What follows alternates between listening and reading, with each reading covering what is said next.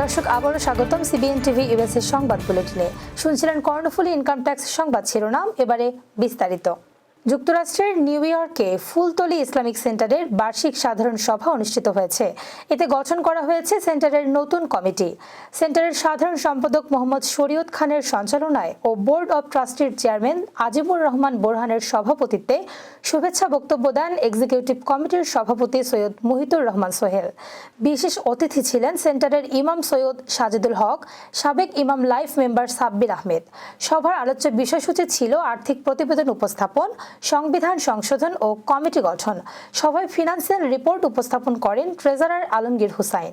প্রস্তাবিত সংবিধান সংশোধনী ড্রাফট উপস্থাপন এবং সংবিধান সংশোধনের উপর সদস্যদের আনীত বিভিন্ন প্রশ্নের জবাব দেন সংবিধান সংশোধনী সাব কমিটির চেয়ারম্যান সাদাত খান।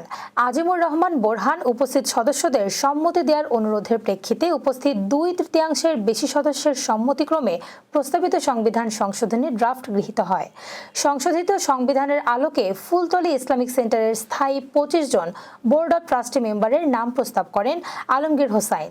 উপস্থিত 2/3 বেশি সদস্যের সম্মতিক্রমে 25 জন বোর্ড অব ট্রাস্টি মেম্বারের নাম গৃহীত হয়।